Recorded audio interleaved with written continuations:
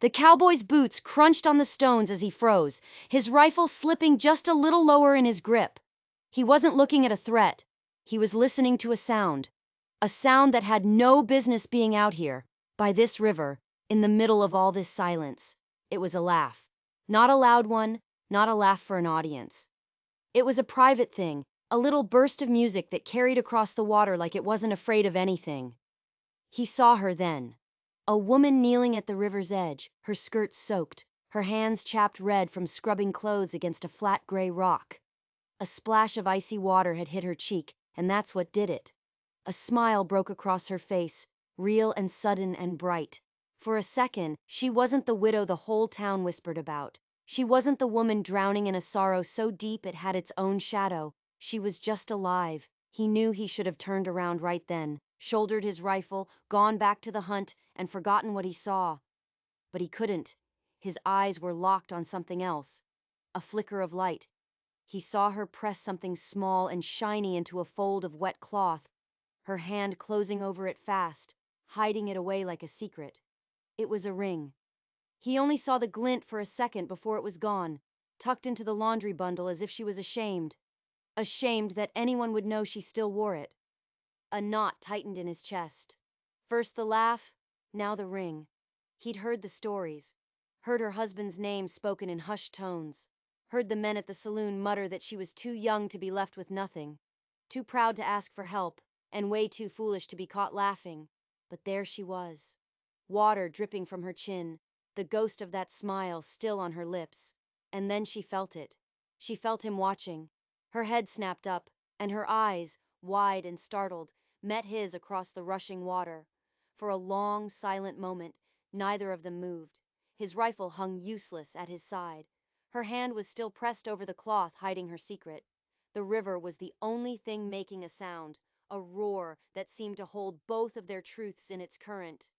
Then, other voices cut through the air. Two women walking down the path toward the river, calling her name. Their voices were sharp like cracked glass. The widow flinched, her whole body tensing up, clutching the laundry to her chest. And just like that, the cowboy stepped back, melting into the shadows of the trees. He was hidden again, but the sound of her laugh stayed with him. It clung to him, more dangerous than a stray bullet.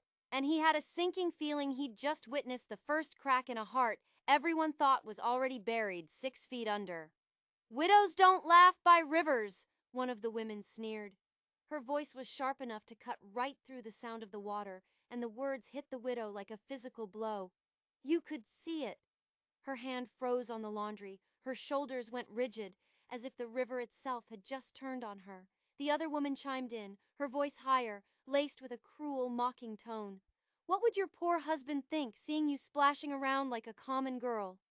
Their laughter wasn't like hers. It was ugly, it was shallow, it rippled across the water and made the air feel dirty. The cowboy, still hidden in the trees, felt his hand tighten on his rifle. He was torn. Part of him wanted to step out, to say something, to shut them down. But he saw the look in the widow's eyes. This wasn't a wound a stranger could fix. This was something deeper. The widow hugged the bundle of wet clothes to her chest, her fingers digging into the fabric, right over the spot where the ring was hidden. She whispered something so quiet the cowboy could barely hear it over the river. "Better to laugh than to drown." It sounded like a prayer, a desperate, trembling prayer. The two women got closer, their fine skirts brushing against the wild reeds, their faces twisted with a kind of smug satisfaction. One of them pointed a bony finger at the widow's bare feet resting on the cold, wet stones. "Look at her," she said, loud enough for the whole valley to hear. "Not a decent pair of shoes to her name, but she finds the strength to smile, as if she were still a wife." The widow's throat worked, but no sound came out. Her hands were shaking now, and the bundle of laundry slipped, tumbling back into the river with a heavy splash. The ring nearly came loose. It flashed, a single spark of gold, before the cloth folded back over it. The cowboy held his breath. He knew the women hadn't seen it. But the widow knew, and he saw the raw panic flash in her eyes as she scrambled to pull the bundle back out of the water, clutching it to her chest like a lifeline. "Leave me be," she finally said, her voice low but shaking with a force that surprised even him. The two women just looked at each other, a mix of amusement and offense on their faces. One of them smirked. Oh, we'll leave you, but the town won't forget. A widow's laugh carries farther than a church bell, you know. They'll all be talking by nightfall. With that final jab, they turned and walked away.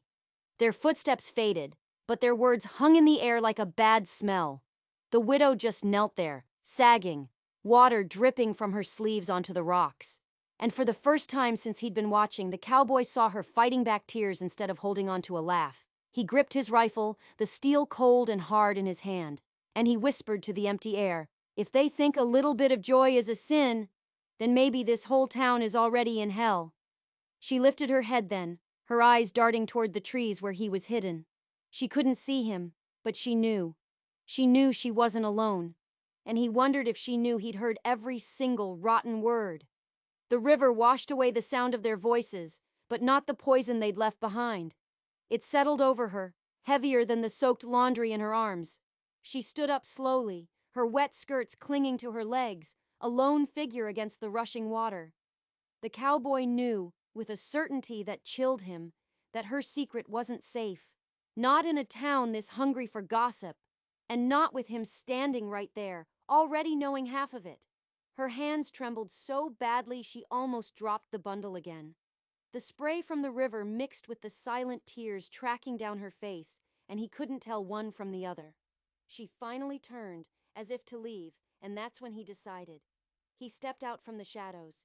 He slung his rifle over his shoulder, a deliberate move to show he wasn't a threat. He was just there. For a second, he thought she was going to run. He saw the instinct in her eyes, the desperate need to protect the last scrap of dignity she had left. But she didn't. She just stood there, watching him, because his eyes didn't hold the same mean-spirited judgment as the others. They held something else. Curiosity. Maybe even a little pity. And something heavier, something darker, that she couldn't quite put a name to. He stopped a few feet away from her, keeping the river between them. His voice was steady but quiet enough that it wouldn't carry. "Why do you hide your hand?"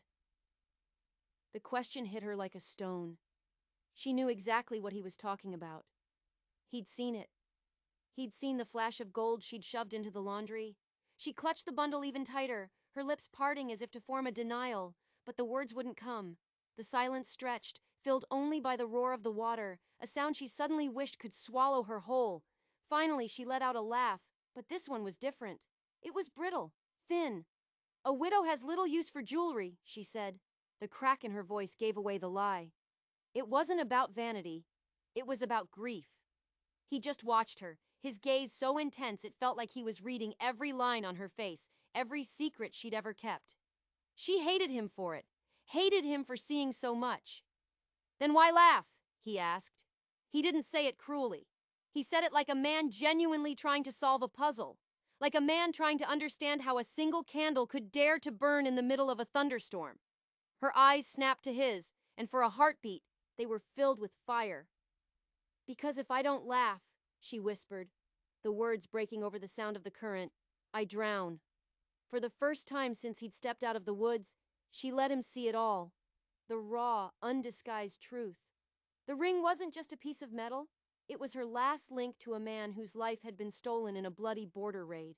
It was what left her all alone in a town that measured her every breath, her every smile, against the dirt on his grave. She dropped back to her knees and started scrubbing again, scrubbing at a stain on a shirt with a fury, as if the work could somehow scrub the memories from her mind. But the river blurred in front of her, and soon she couldn't see the cloth at all. He didn't push. He just shifted his weight, a man caught between wanting to help and knowing he probably couldn't. She hated him for seeing her this week, but a tiny, treacherous part of her was glad he'd asked. Not to judge her, but because maybe, just maybe, he understood what it was like to hold on to something that hurt so much you couldn't possibly let it go. Still, she shook her head, forcing out another one of those broken laughs. "Go on, cowboy," she whispered, not looking at him. "Let the river keep its secrets." But he didn't move, and she felt a new kind of danger creep in. Not the danger of being judged, but the danger of someone who might just refuse to let her drown in peace. Dust swirled in the narrow market street, a gritty haze kicked up by wagon wheels and shuffling boots. The air was thick with the shouts of vendors selling flour and beans, a noisy curtain of everyday life that usually hid the whispers. But not today. Today, the whispers were sharp, and they were slicing right through the noise, and they were all using her name. She tried to move through the stalls quietly, her basket balanced on one hip, her eyes fixed on the ground. She didn't want to see the stares she could already feel burning into the side of her face. But the gossip was spreading like a wildfire. The widow laughed at the river. By the time she got to the merchant's stall, a man she'd known for years, the weight of all those eyes felt like a physical thing pressing down on her. The merchant, a man with a sour face and beady eyes, leaned forward over his sacks of grain, a nasty sneer on his lips. "Strange how grief can wash away so quickly in the river," he said. His voice was deliberately loud, loud enough for half the market to hear. A few people nearby chuckled, others just smirked. Her cheeks went hot, a deep, painful burn, but she didn't say anything. She just gripped the handle of her basket so hard she could feel the wicker digging into her palm.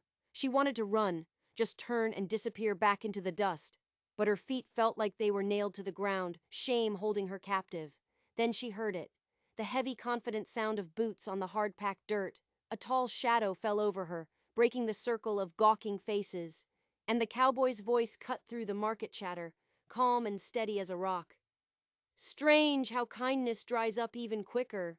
His eyes were fixed on the merchant. He wasn't yelling, he wasn't angry, but the quiet intensity in his gaze carried more power than any threat. The market went silent. The chuckles died in people's throats. The widow's breath hitched.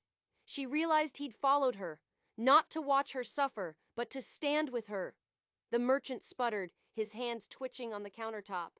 He looked like he wanted to argue, but the cowboy casually let his hand drift down to rest near his belt. He wasn't wearing a gun, not openly, but the message was crystal clear. "A man who's got to mock a woman for surviving," the cowboy continued, his voice still low and even. "He ought to take a long, hard look in the mirror before he calls himself whole." No one was laughing now. People started to look away, shuffling their feet, suddenly very interested in the price of potatoes. The silence was a relief, a small pocket of air for her to breathe in. She hated that she needed him, hated that his presence was the only thing that gave her this moment of peace. But her heart did a stupid little stumble in her chest. His words had cracked the wall of cruelty she'd been facing all alone. Still, the sting of it all burned. The public shame. She quickly gathered the few things she needed, paid the now silent merchant, and turned to go. She leaned in just close enough for the cowboy to hear her whisper, "Don't follow me." She walked away, her skirt stirring the dust, every step a battle between gratitude and a fierce, stubborn anger. But she could feel his eyes on her back, watching her until she turned a corner and the crowd finally swallowed her up. "You shouldn't thank me," the cowboy said. His voice came out of the quiet alley she'd ducked into, thinking she'd finally lost him.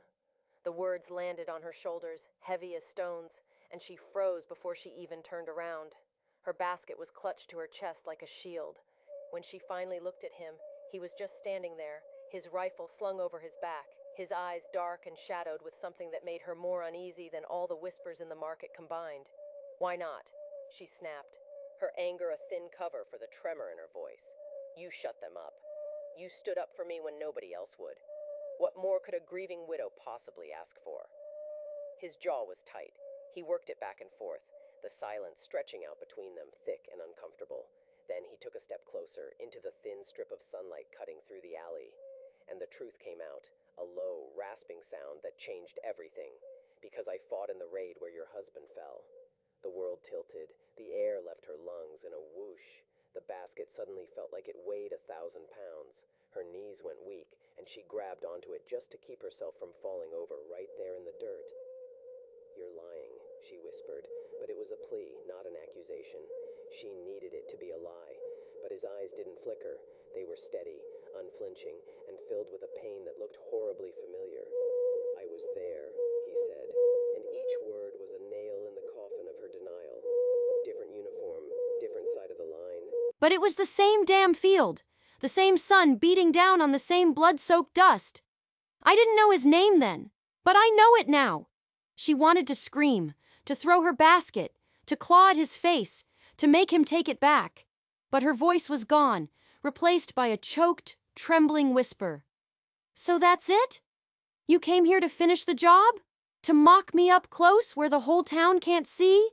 To laugh at me with a cruelty they could only dream of? He shook his head slowly, a flicker of agony crossing his own face. No, I came here because the sound of your laugh, by that river. It was the first thing that's broken through the silence. The silence I've been carrying since that day. His voice dropped even lower. I thought I left the war on that field. But I didn't. I carried it home with me.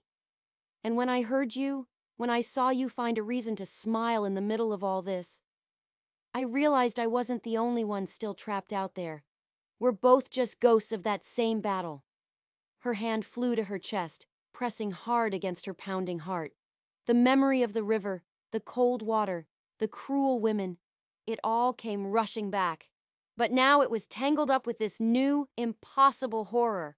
Rage and sorrow went to war inside her, a twisting, tearing storm, and she couldn't tell which one was winning. She wanted to hate him. She needed to hate him. But that raw, broken confession under his guilt, she heard the truth in it, and she couldn't deny it. Still, when she finally spoke, her voice was fierce, cracked, and shaking with every ounce of pain she had. Then you'll never hear it again. My laughter died on that field with him, and it's buried for good with your truth. She spun around, her skirts flaring in the dust, and walked away. She walked as fast as she could, desperate to get away before the tears she refused to cry in front of him finally fell. But every single step she took echoed with his words, and she knew with a terrifying certainty that she could walk to the end of the earth and she'd never be able to outrun them. Her grip on the basket went slack before she even felt it happen. One moment she was walking, the next, the wicker handle slipped from her numb fingers. The basket toppled, spilling its contents, damp shirts, clean rags, all over the dusty path. Damn it, she muttered, a curse that was more of a sob. She knelt down, scrambling to gather everything up before more eyes could find her, could feast on this new, clumsy display of her coming apart. But he was already there. He dropped to one knee on the other side of the spilled laundry, his big hands reaching out, gathering the cloth with a gentleness that felt more disarming than his confession. She reached out, ready to snatch the laundry back, her pride a hot, bitter thing in her throat. I can do it, she started to say. But then her stomach twisted into a cold, hard knot. A flash of gold. From the folds of a damp white shirt, the ring slipped free. It tumbled through the air in slow motion, catching a single brutal beam of sunlight before it landed, half buried in the dirt. Her breath caught. The world just shrank. It shrank down to that one tiny object lying in the dust between them. Her hidden life. The bond she refused to break. The proof of a love that was supposed to last forever, now lying in the dirt like a common pebble. He didn't move. He didn't reach for it. He just looked at it. And the understanding in his eyes, the sheer weight of it, broke her more than if he'd picked it up and thrown it in her face. She snatched it. Her hand darted out, grabbing the ring, pressing it into her palm so hard the edges dug into her skin. You've seen enough, she said, her voice sharp, but it couldn't hide the tremor. He didn't respond. He just finished gathering the laundry, placing each piece back into the basket as if it were something precious. His silence was 1,000 times worse than any lecture. She shoved the ring deep into her pocket, her face burning with shame. But she couldn't get the image of his eyes out of her head. Not judging her. Just sad. A sorrow that looked so much like her own it was like looking into a broken mirror. Why do you chain yourself to something that's keeping you drowning? He asked finally. His voice was quiet, but the words hit her with the force of a physical blow. She scrambled to her feet, clutching the basket to her chest again, her only piece of armor. Because it is all I have left, she hissed. And the truth of it was so raw, so jagged, that it cut her own throat on the way out. He stood up too, dust on the knees of his pants. For the first time, she noticed he wasn't even thinking about the rifle on his back. He was just looking at her. Not like a soldier. Not like some hero who'd ridden in to save her. Just like a man. A man trapped between his own guilt and a desperate, unspoken need to offer her a hand she refused to take. The ring felt like a hot coal in her pocket, a constant, burning weight. And as she turned her back on him and walked away, she knew his question would follow her. It would haunt her longer and louder than any of the town's cruel whispers ever could. The ring dug into her palm, the sharp edges a constant, painful reminder. Grief had teeth. She knew that. And for months, she'd been letting it bite down, letting it chew on her, because the pain was better than the emptiness. The pain meant she was still remembering. And forgetting felt like the ultimate betrayal. She found herself stopped in the shadow of an old, abandoned wagon at the edge of town, her chest heaving like she'd just run a marathon. She leaned against the splintered wood, trying to catch her breath, trying to get her heart to stop hammering against her ribs. And when she finally risked a glance back, he was there. He hadn't followed close. He was just standing at the end of the lane, a silent, unmovable presence, refusing to let her just disappear. His eyes dropped to her hand, the one clenched into a fist inside her pocket. He couldn't see the ring, but she felt stripped bare anyway, as if her own body was screaming the secret she was trying so desperately to hold inside. "Do you ever take it off?" he asked. His voice was quiet, carrying easily in the still air. It wasn't an accusation. It sounded almost like a plea, like he was asking a question he'd been asking himself for a very long time. Her throat went tight. She wanted to lie. She wanted to tell him it was just a ring, a meaningless trinket. But the words turned to ash in her mouth. "No," she whispered, the word harsh and trembling.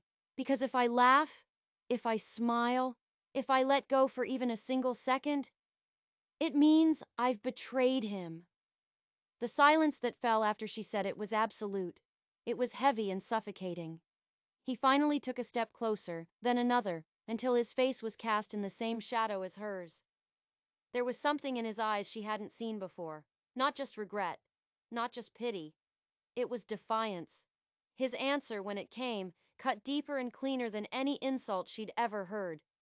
"No," he said, his voice as firm as granite. "It means you have survived him." "Laughter doesn't dishonor the dead," he went on, his voice low and intense. "It defies the grave that tried to swallow you whole." She flinched, physically flinched as if he'd struck her. The words weren't just words, they were keys, turning locks on doors she had nailed shut and sworn to never open again. And suddenly, the tears she'd held back at the river, in the market, in the alley, they came. A hot, furious flood, streaming down her face, a total betrayal of the strong front she tried so hard to maintain. She hated him for saying it. Hated him because a terrible, treacherous part of her knew he was right, and wanted, desperately, to believe it. The more she fought it, the harder her heart slammed against her ribs, a frantic, trapped bird reminding her that she was still alive, even on the days she wished she wasn't. He reached out a hand, a slow, hesitant gesture, as if to steady her. But she recoiled like she'd been burned, shoving her hand deeper into her pocket, pressing the ring into her flesh until it left a deep, red mark she knew would be there for hours. "You don't understand," she choked out, the words raw and broken. But even as she said them, she looked into his eyes and saw it. The same ghosts, the same torment, the same battlefield he never really left. And the terrifying truth of that shared wound, that shared prison, was more than she could bear. She spun away, her skirts whipping around her ankles, and left him standing there in the shadows, his hand still hanging in the empty air between them. An unfinished gesture, a promise of something she was nowhere near ready to accept. The dust in the town square seemed thicker that evening, stirred up by restless feet and the slow turn of wagon wheels. But the air itself was heavier, choked with something else. Whispers.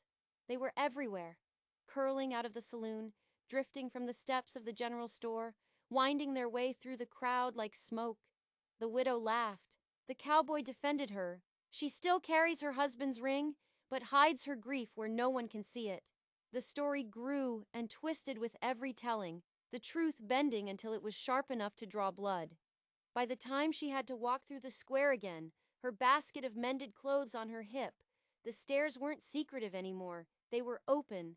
Some faces held open mockery, some held a sad, pathetic kind of pity, and a very few, held a quiet curiosity. She felt their eyes on her like a physical weight, crawling over her skin, judging every breath she took, every twitch of her lips. They were waiting for her to smile again, so they could pronounce their sentence. A group of women clustered by the town well fell silent as she passed. Then one of them hissed, just loud enough to be heard. "Shameless!" Laughing while her husband's body is still cold in the ground. But for the first time, not everyone agreed. By the blacksmith's forge, an old man with hands stained by soot muttered to his friend, "She's just a girl. Let her live her life. The grave's got no right to put chains on the living." The friend scoffed, but the seed of doubt was planted. The solid wall of judgment had a crack in it, and in that crack, a quiet battle began to brew. The town square was no longer just a square. It was a battlefield of whispers, split right down the middle. She tried to keep her head down, her heart thudding a frantic rhythm against her ribs. But she risked a single glance up, across the square, and she saw him, the cowboy. He was standing at the far end of the street, leaning against a post, his rifle slung casually over his shoulder. But his stance was anything but casual. He was watching. Not just her, but the whole town. His gaze was a silent challenge, daring anyone to say another word. His presence alone was enough to quiet a few of the whispers. But for others, it was like throwing fuel on the fire. They just hissed louder, bolder now that they had a new target for their gossip. A little girl, no older than 5, darted past her, chasing a stray dog, her laughter high and pure. The sound sliced right through the widow's heart. It was a brutal reminder of what her own laughter had cost her, and what it was supposed to mean. The ring in her pocket felt like it was burning a hole through the fabric, branding her skin. She clenched her fist around it, so tightly she was surprised the gold didn't bend under the pressure. She wanted to scream at all of them, to scream that she had earned the right to any scrap of joy she could find, to scream that grief wasn't just about tears. But her throat closed up, choked by the fear of what they would do, what they would say, if she dared to fight back. Instead, she did the only thing she could. She turned sharply down a side street, her basket banging against her leg, and fled. She had to get away before the whispers turned into shouts. Behind her, she saw the cowboy shift his weight, as if he was about to follow. But he stopped himself. He just stood there, watching her go, a man frozen by the knowledge that any move he made could either be her shield or the final blow that shattered what little strength she had left. The air in the square pulsed with unspoken judgment, a town divided against itself, and she knew, as she hurried into the shadows, that this storm wasn't going to pass. It was only going to get worse, and sooner or later she would either have to stand and face it or let it pull her under for good. "I should throw it where it belongs," she whispered, her voice raw and fierce. She was back at the river. Her hand was trembling as she held it out over the rushing water. The gold band on her palm caught the last rays of the setting sun, glinting like a fallen star she'd long since stopped wishing on. She stood there alone, her skirts damp, her hair whipping around her face. The basket of laundry sat forgotten at her feet. The simple, everyday chores of life felt impossible now, crushed under the weight of this single, terrible choice. The town's voices were still in her head, every cruel word, every mocking glance echoing over and over. They had twisted her laughter into a sin, her joy into a shameful secret. She felt like her very soul was on trial, and the whole world was the jury. Her fingers uncurled just a little. The ring sat perched on the edge of her palm. The river seemed to call to it, promising to wash it all away. The pain, the memory, the war raging inside her heart. "If I let you go," she murmured to the ring, her voice breaking, "he will be gone, truly gone, forever." She squeezed her eyes shut. "But if I keep you, I will never, ever be free." The wind rustled through the reeds, snatching her words and carrying them downstream into the growing darkness. And then another voice cut through the sound of the wind and the water, low, steady, and unyielding. "The river can't make that choice for you." She gasped, spinning around. He was there, the cowboy, standing on the other side of the rocky bank, his rifle slung low, looking like he'd grown right out of the earth. just watching her. His eyes didn't demand anything. They didn't judge. They just waited. She wanted to scream at him, to tell him to leave her alone, to stop haunting these private moments where she was trying to piece herself back together. But her throat was locked tight. So instead, she raised her hand higher, forcing him to look, forcing him to be a witness to the choice that was tearing her apart. "Tell me then!" she cried out, her voice a ragged mess of grief and fury. "What am I supposed to do? Do I betray my husband with a laugh? Or do I bury myself alive in silence?" His jaw tightened, a muscle jumping along his cheek. But he didn't move any closer. "You don't betray the dead by living," he said, his voice carrying clearly across the water. "You only betray yourself if you stop." The words hit her harder than any of the town's insults, because they weren't laced with pity. They weren't an attempt to fix her. They were just the raw, unvarnished truth, echoing with the sound of his own ghosts, the ones he carried from a battlefield she'd never seen, but now understood. Her hand was shaking violently now, the ring flashing in the twilight, a final, desperate signal. The river roared, louder than before, as if it was hungry, eager to claim this last piece of her past and pull her down with it. For a long second, she leaned forward, her world narrowing to just the dark, swirling water and the bright, heavy memory in her hand. But then her eyes met his, and in that silent, charged look that passed between them, she saw the cliff edge she was standing on. She could let the ring go and shatter into a million pieces, or she could hold on and stay chained to a ghost forever. There was no third option, and she knew, with a sudden, gut-wrenching clarity, that the time for choosing was right now. Her breath hitched. The weight of the ring in her palm felt immense, impossible. Her heart was pounding, a frantic drumbeat against her ribs, as if the grief she'd held inside for so long was about to physically tear its way out of her chest. And in that moment, she finally saw the ring for what it was. It wasn't just gold, it was a shackle. A beautiful, polished shackle, worn smooth by her own tears, heavy with memories that were binding her to a grave she visited every single day in her mind. For so long she had told herself that to laugh was to betray him, that to feel a moment of joy was to dance on his grave. But standing there, at the edge of the river, with the cowboy's steady gaze holding her, she saw the truth. Her husband was gone. But she was not. And every day she chose silence, every day she choked back a smile, was another day she let death win. It was another day she surrendered to the grave without ever having the peace of lying down in it. Her fingers, which had been clenched so tightly, began to loosen. Trembling, she lifted the ring. The last light of the sun caught it one more time, but instead of throwing it into the roaring water, she turned. She took a step, then another, walking toward him. Tears were streaming down her face now, but they weren't tears of sorrow.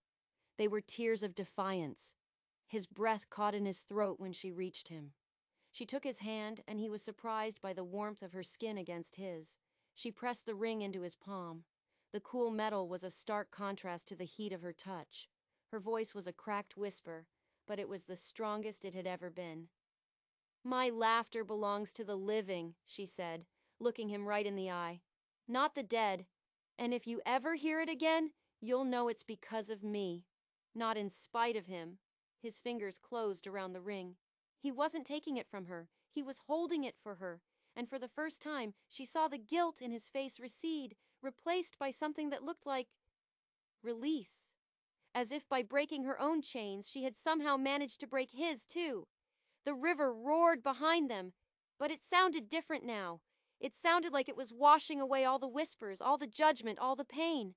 And she felt lighter, lighter than she had in years, as if her soul had finally struggled out of the current that had been trying to drag her under. He reached out then. There was no hesitation in his touch this time. His hand found hers, his fingers lacing through hers, and she didn't pull away. And then a sound bubbled up from her chest. It startled them both.